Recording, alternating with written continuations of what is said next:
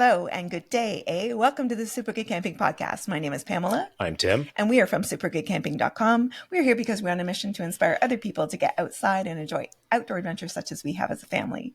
Today's guest is a very busy woman. She is an adventurer, author, mother, certified orca canoe instructor, hiker, business owner, wife, guide, certified in wilderness and remote first aid, and TV personality. Welcome, Tori Baird. Yay! Yay. Thank you so much. Thank you for having me. Thanks for being Thanks here. for coming out and having a yak with us. We want to, I don't know what you want to talk about, but we want to talk about Paddle Like a Girl. Okay, awesome. We're diving right into it. I was going to try to do some lead up.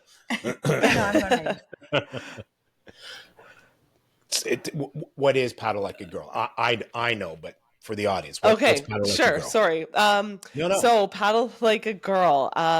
Well, I started it in 2020. The idea was to just kind of create a space for women to get out on the water and just kind of this non-judgmental space where you can kind of feel vulnerable learning a new skill. Because just from my experience being out canoeing, I rarely saw like women who looked like me out there, but I learned everything I know from my husband. And so it's kind of nice to have a space where it's all women and we can kind of learn from each other. We can try new things and just not feel like super intimidated. And also just inspire more women to get out on the water. You can just being in nature is so healing that I feel like more women need to do that. So I just kind of wanted to introduce more women to the sport of paddling. That's awesome. Yay. I am 100% behind everything you just said. That's awesome. Awesome. How does it work? Do you guys do like day clinics, weekend clinics? Do you do sort of like go out and do a 3-day or a week-long trip? Once like is it a progressive thing? I have so many questions. Yeah, no. So we have a few options right now. They initially started off as like, I just call them overnight workshops. I think we're going to maybe work on the title of those for next year, but it's basically 2 nights, but it's really just like one full day in the middle of those 2 nights. So I made it 2 nights just simply because we are far from the city and it's kind of a far way for people to travel. So just they get up there the first evening, we hang out, get to know each other, have a little campfire, and then the next morning it's a full day of learning. So we talk about like backcountry, so map reading and trip planning, waterproofing gear, proper like attire for the backcountry. We talk about food prep. And then we talk about canoeing. So we do some on land stuff, so kind of the theory stuff. And then we teach them how to get the canoes onto their shoulders. We do a short portage. It's about 400 meters to the put-in. Paddle for, a couple kilometers upriver, have a nice lunch on a Crownland campsite, swim, hang out. That's where they have the opportunity to do a solo paddle. And then we paddle back, portage back, and have dinner over the fire, and then they camp one more night. And then the next morning is yoga and nice big hot breakfast. So we provide everything, the canoes and all that gear. They really only have to bring their sleeping gear and a tent, but even we can provide a tent if they need a tent as well. So that was what it started off as. It's like the idea was kind of like more than learning, more than a workshop. It was more of like a retreat almost, like come spend the weekend outside with other like-minded women. I'll feed you. You don't have to worry about food. And like the yoga kind of ties it all up nicely at the end, stretch out the muscles that maybe people aren't really used to using if they're not, avid paddlers. And so that's what it started off as. And then, after I think the first year was done, the following year I tried half-day workshops. So knowing that, it's kind of a big time commitment and a bigger expense to come up to our property for the whole weekend, I wanted to make them a little bit more accessible for just the paddling portion. So if somebody just wants to learn how to canoe, I took just the paddling portion of it and offered it down in the city. So we did a couple days in Port Credit. And we just did like 2 back-to-back 4-hour workshops. and then which had a good turnout. And so now we offer the half day workshops. I have a couple of guides in Peterborough offering half day workshops, and we do like one in Cambridge, Valens Lake Yep. Conservation Area. Conservation. But Yep. the goal is to start offering more. So to have more locations, more guides. We want to offer, that backcountry portion of it that we do here at the overnight workshops. We want to offer that backcountry, like kind of the theory stuff, also as a half day workshop next year in different locations. So like in Peterborough, because we're finding a lot of people are interested in the actual planning of a canoe trip. Like, okay, maybe they understand how to paddle the canoe, but now they want to actually go into the backcountry and what is required to do that. So we're going to try to do more of the theory stuff as a half day workshop. Similarly, like so that they don't have the full weekend commitment and it's a bit more accessible for folks. So that's what it is right now. And then we also collaborate with like guiding companies. So we'll kind of more or less team up with an outfitter. So for the past few years, we worked with Temagami Outfitting Company, and we're just basically like handing off the Paddle Like a Girl like alumni, we call it. So anybody who's done a Paddle Like a Girl workshop, it's kind of like this exclusive trip that you get to be a part of. Take the skills that you learned and now apply it to the in the actual backcountry. And so it's just kind of a warm transfer, I like to call it, to take away the intimidation of like just signing up for a random guided trip. It's like, this group of people will have the same mentality as you. We want it to be a safe, empowering environment. So we've done Temagami outfitting for the past few years. We plan to do that again next year.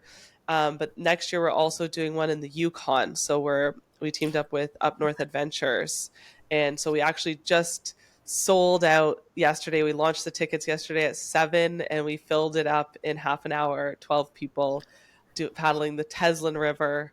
So I'm really, really excited. I'm excited for the group of people that signed up. It's going to be a very, it's a once in a lifetime trip for a lot of people. So trips like that are life changing. So I'm very, very excited for them to be a part of that. So yeah, I just hope to continue to kind of grow it and offer people these opportunities to get out and explore different areas and really like, be immersed in nature. So When you're a whitewater paddler yourself as well, right?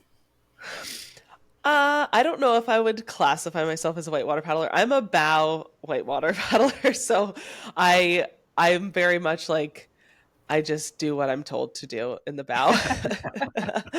I've not like I've tried to solo little stuff, but no, I'm terrified of whitewater, I'll be honest.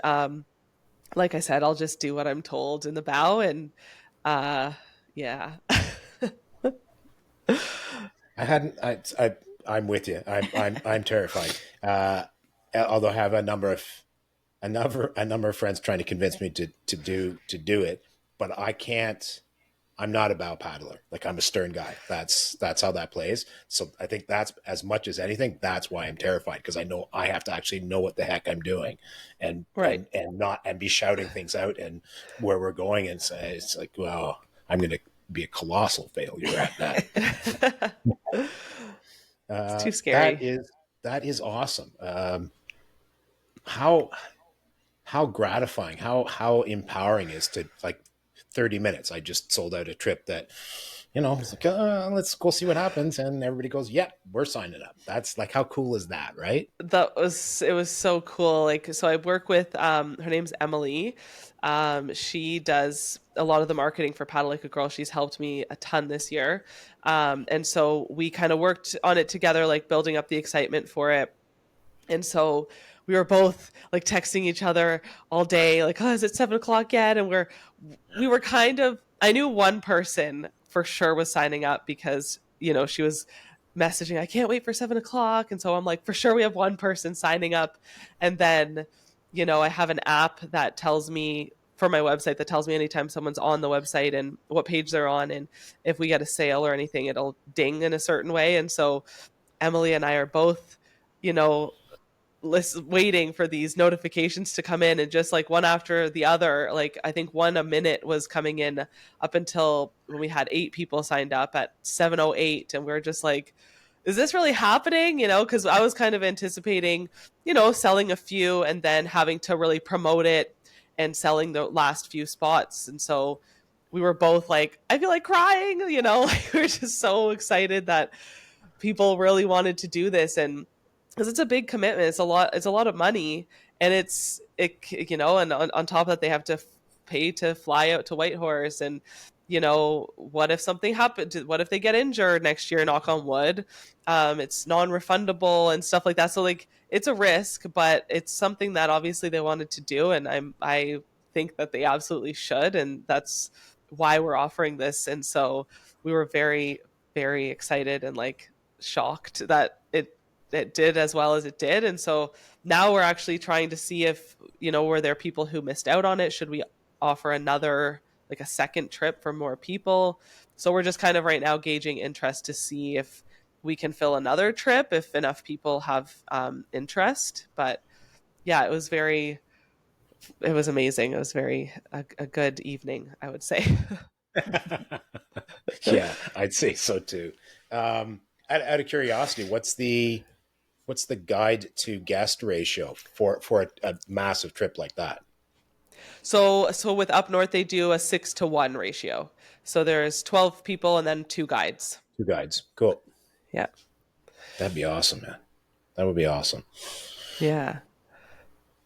Sorry, we're both staring at it. We just got a new fur baby today. Oh. And she's got, it's called backward sneezing. Yeah. It's where they inhale as a sneeze instead of exhale as a sneeze. So we're watching that happen.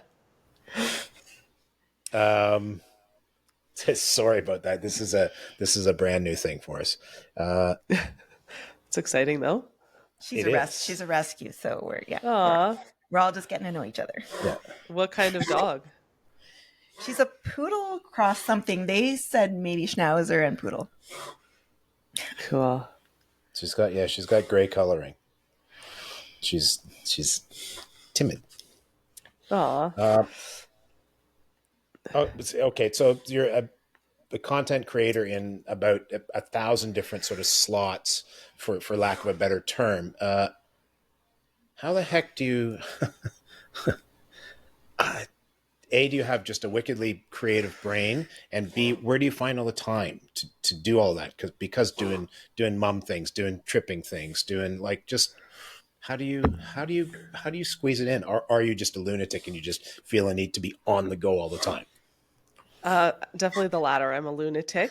Right. No, like I was actually today I was like kind of losing my mind a little bit because Jim is I help Jim a lot. My husband does like, you know, his videos, and he started a podcast. You said that your IT is like your kids who are My kids, yeah, you know, use absolutely. the back. So I'm Jim's IT, but the problem with that is that I also don't really know what I'm doing. I'm just really good at like Googling. So, for example, this podcast that he's doing, I had to suddenly become really good at, you know, setting up mics and connecting this to that and editing. And like, I really genuinely have no idea what I'm doing. And he hasn't done a podcast in a long time, but he did one today. And so it was like remembering everything that I had learned 8 months ago from, you know, and so I was kind of, you know, running around like a maniac. And then I'm also trying to edit this video that was supposed to go live last Tuesday, but I was like, it's not getting done. So now we're hoping to have it done Sunday, and I still feel very behind. And then, you know, the paddle like a girl stuff, I'm so excited about it right now that I'm really struggling to focus on anything else. So I'm definitely feeling like I'm being spread very thin. But it's all very fun and exciting. But I'm dropping a lot of balls, you know, a lot, like the house is a disaster. You know, I think we just have been eating like frozen lasagnas every night. Like, you can only do so much, I suppose. Well, yeah. I mean, there's only so many hours in the day, and I kind of don't care how much energy you have. You're still burning. Like you're gonna fall down at some point. I totally get the. I forgot how to do things. We did 3.5, 3 3/4 years for the first season where we never stopped, and then we took a almost 3 month hiatus, and we came back to it. It's like I have no idea what we do. Like I have no. It was because it was it's muscle memory before. Now it's like what's lights. There's lights. Shoot, the microphones. Where did I put them? I have to screw them back on. It's all of that. It's Yes, totally. yeah, yeah. Well, cool. I mean, I love the content that you put out. It's amazing. I follow you mostly on Instagram. I follow mostly everybody on Instagram, although I do use YouTube. we have a sneezing dog again. Yeah. Mm-hmm. I wonder what causes that. I don't know. We're pretty good. Sorry, I was going to say Pamela's pretty good about keeping the place clean. So I don't think it's dust or anything like that. I don't know. Our previous fur baby had a similar issue. He had lots of allergies, though. He was allergic to everything. Okay. Yeah. No idea. Anyway, I think we're done for a moment. For a moment. Go ahead. Well, so tell us about the TV personality thing. I'm curious about what does that refer to? In 2020, I don't even know what year it was. Hudson would have been turning 2. Oh my gosh. Was it his first birthday? I forget what year it was. 2022. So in 2022, we had this really cool opportunity. National Geographic reached out to Jim at the beginning of the year, I think it was.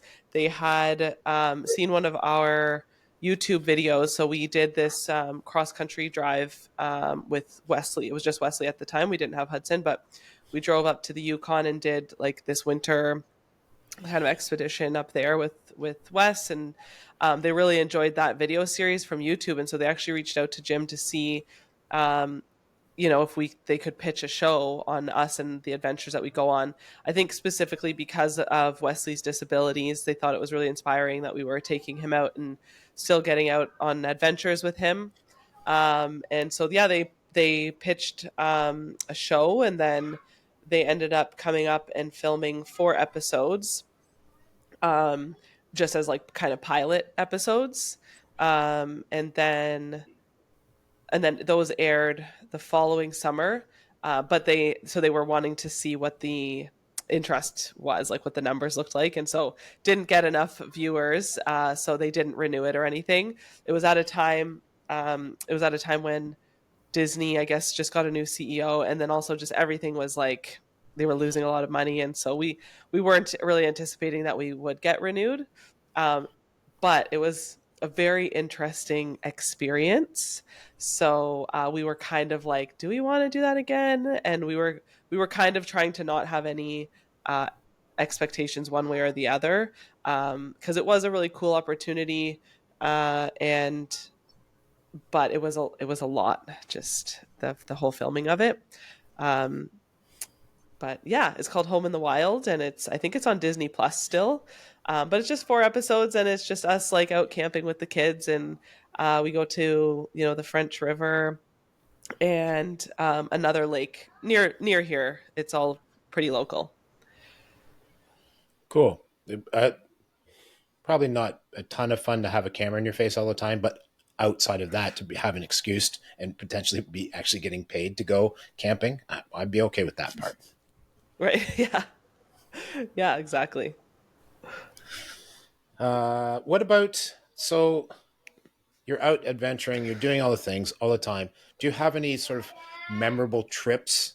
A couple that are just like, yeah, I'm never going to forget that. It was so awesome. Kind of those kind of trips. Or it was such a or was such a disaster. disaster. As having talked to a number of people, those are the ones that seem to stick the most. It's like, yeah, if it went perfect, it's like I remember some nice pictures I had from it. I don't remember the trip. If it was a complete disaster, I remember every second of it. Yes, those are like the ones that always make a good story are the ones that go bad, or the ones that go wrong or something like that, right?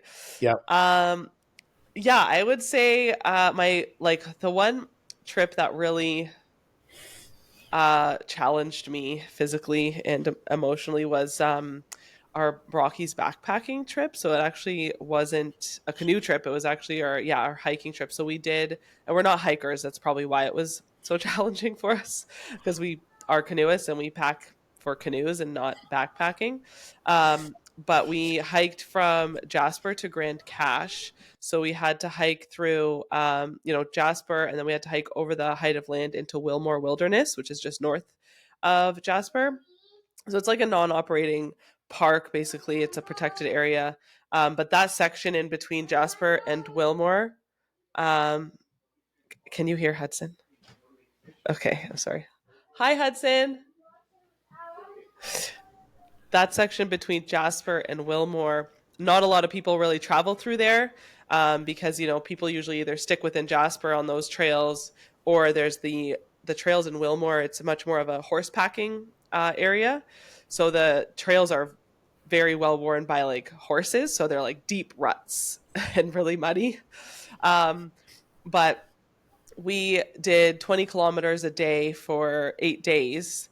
So we did 160 kilometers. And, we're also from Ontario, so we're not really used to hiking mountains. And like I Altitude. said, we didn't really, yeah, we also didn't really pack very light. And so, anyways, it was just like such an empowering trip because, day one, we have to hike 20 something kilometers, and we're like, every 5K, we're like, what are we going to make it? Like, what have we signed ourselves up for? And like, your legs are, you're breaking in your hiking legs. And so, by the time we made it to camp, I was like, I don't think I'm going to be able to walk tomorrow. Like, I think we just got to hike back out of here. But the next morning, I was like, wow, I feel fine. I feel great. And each day, it was just a challenge to like get to camp. Um, but every time you made it to your destination each day, you're just like, we did it. We did it again. Like, this is amazing. It just feels so good to get to camp. Um and then, like, so each day was a victory, and then of course when you finish the entire trip, it's a victory. But the coolest part about that was halfway through, when we were in Wilmore Wilderness, we came upon this horse packers site. So there was all these canvas tents set up, and when we were walking towards it, we just saw these beautiful horses just grazing in like this field. And we could see the campfire smoke, and we had just made this big river crossing, so we were pretty cold. And we come up on this big campsite, and there's like, I don't know how many people there, 30, probably more people. And they've got like this huge kitchen canvas tent with cooks in there, and they've got just all their sleeping tents, and like just this really cool sight to see. And it was a group of Métis horse packers, and so they had their horses there, and they were actually maintaining the trails. And so we had noticed as we got closer that fresh logs, fresh cuts on logs and stuff like that, and sawdust, and like very fresh maintenance of the trail. And so we chatted with them for a bit. And I think his name is Ken Grout, and uh, his grandmother was actually one of the original indigenous people that were living in Jasper. And when the parks came in and decided they wanted to make it a park and made them leave their homes, the route we were hiking from Jasper up through Wilmore. Okay. Yeah, so we actually discovered, well, I'm talking with this group of horse packers that we saw on, I think it was day 6 that we bumped into them.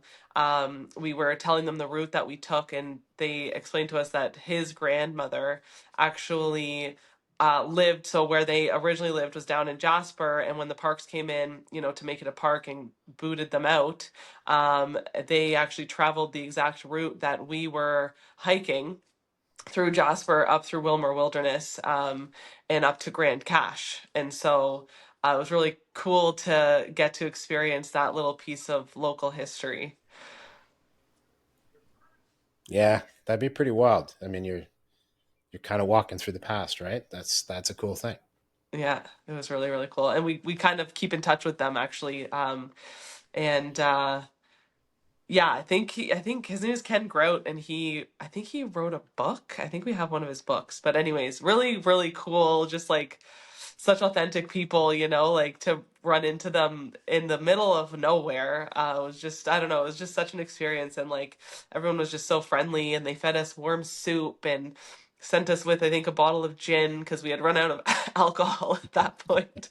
And they were just like so impressed with the amount of gear that we were carrying and how far we were traveling. And they're just like, what the heck are you guys doing? And anyways, yeah, it was just such an experience. The whole thing was really cool.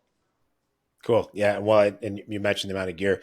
I'm ultralight is not, listening to what you're talking about. Ultralight's not a word that played into that conversation at all. No, no. We tried. Uh, We really tried, but didn't work. oh, I know.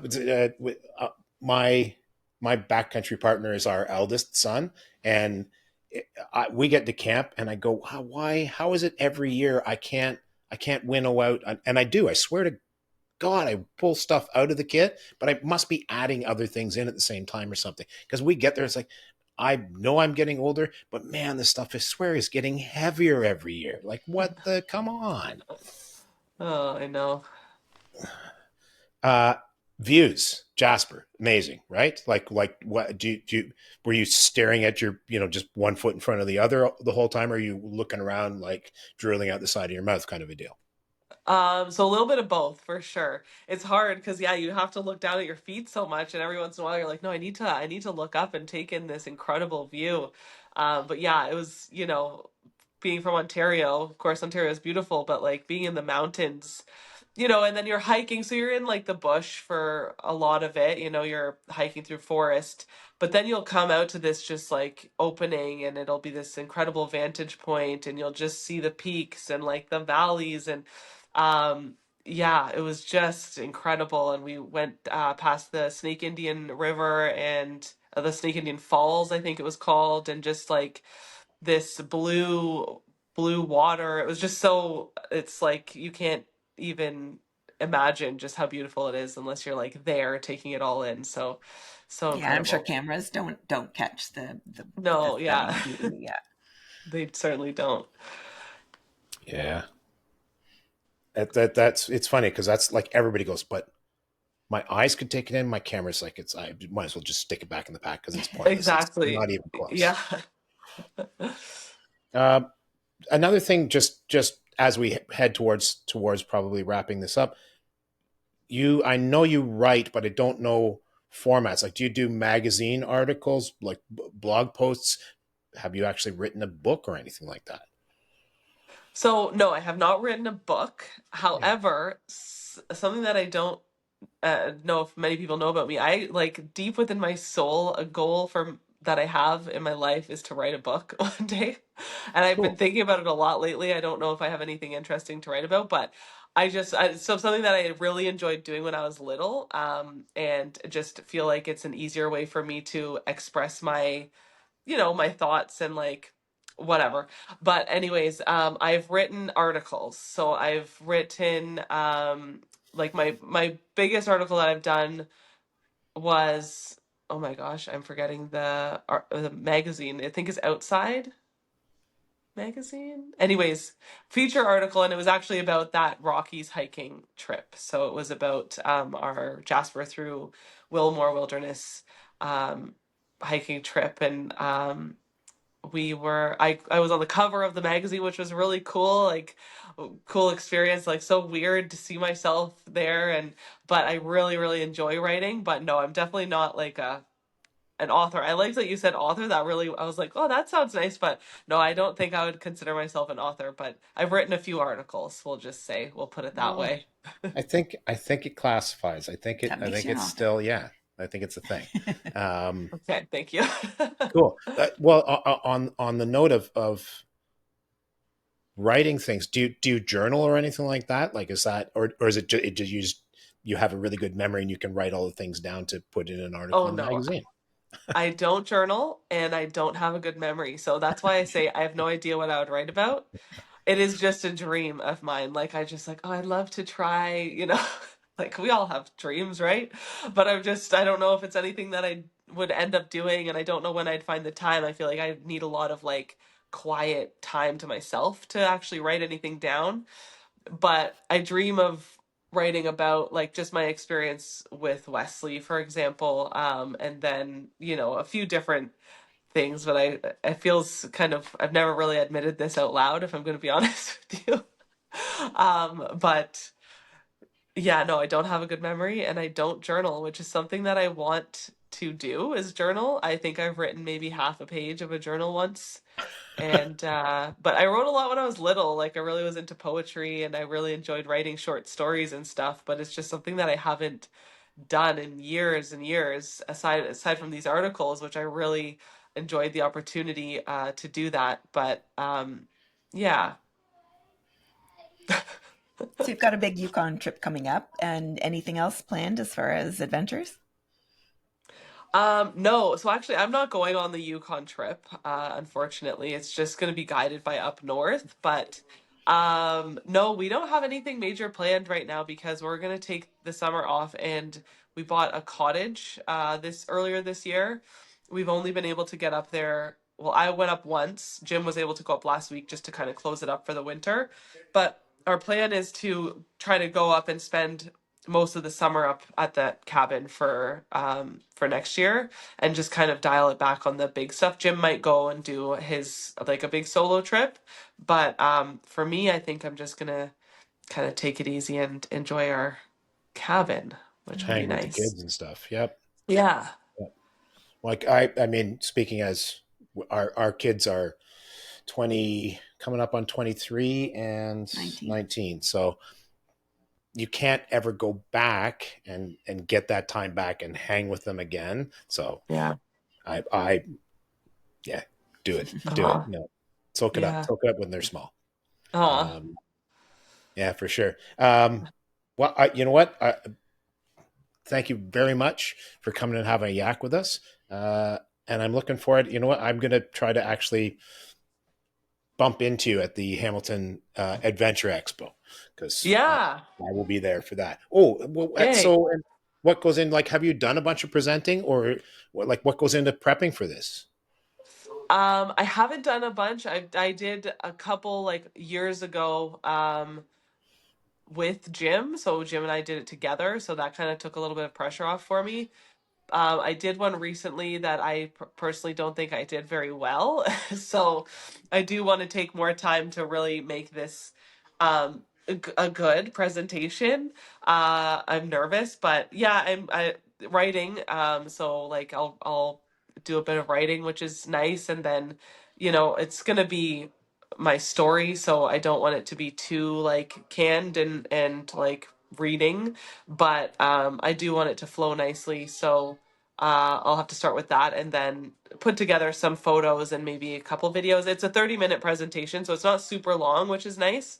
Um, but I want to do a good job, and I'm talking in front of large groups of people is I think terrifying for a lot of people. So, yeah, last time I felt like I didn't really prepare as much as I should have. So a few practice runs I think will be good. Present in front of a couple people so that I can get some advice and tips and stuff. But yeah, I feel like I have a lot of time to prepare for it, but time is flying. Nope. So Yep.